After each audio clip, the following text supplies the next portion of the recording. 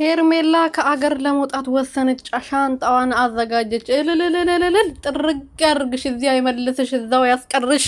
አሜን። እንግዲህ ሄርሜላ ከሀገር ልትወጣ ነው።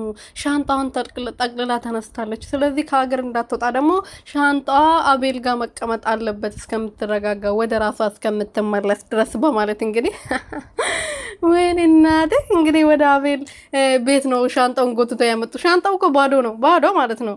ሻንጣው ባዶ ነውና ያው ሰብስበው መጥተዋል። ለማንኛውም ምትሄድ ከሆነ ሰዮ መልካም መንገድ ይሆንልሽ፣ ወደዚህ አይመልስሽ ነው የምልሽ እንጂ እኔ ወደዚህ ነይ ምናምን ነገር ለአንቺ ያዘኔታ አይለኝም። አትመለሽ ከፈለሽ ማለት ነው። ሰላም ሰላም ቤተሰቦቼ እንዴት ናችሁልኝ? እኔ በጣም ደህና ነኝ፣ እግዚአብሔር ይመስገን። በያላችሁበት ሰላማችሁ ብዝት ትርፍርፍ ይበርልኝ። ለዚህ ቤት ለዚህ ቻናል አዲስ ሲሆናችሁ ሰብስክራይብ፣ ሼር፣ ላይክ እያደረጋችሁ ቤተሰብ እንድትሆኑ በትህትና እየጠየቅኩኝ እንግዲህ ሄርሜላ ከአገር ልትወጣ ነው። በአብርሽ ተስፋ ቆርጣለች። አብርሽ ከሌለ ደግሞ እሷ እዚህ መኖር አትችልም።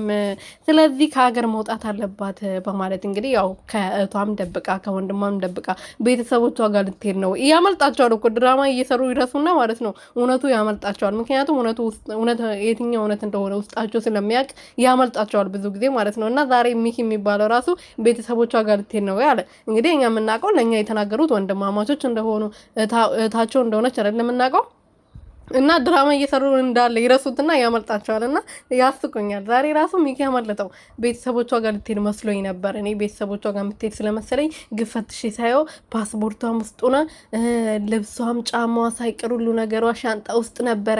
ለዛ ነው የደነገጥኩት። ግራ ተጋባው እኮ ለአቤል የተናገረችው ነገር ካለ እሱን ለመጠየቅ ነው ሻንጣውን ይዘን የመጣ ነው። ወደ ቤት ስትገባ ሻንጣውን አጣ እንድትቀር አላሉ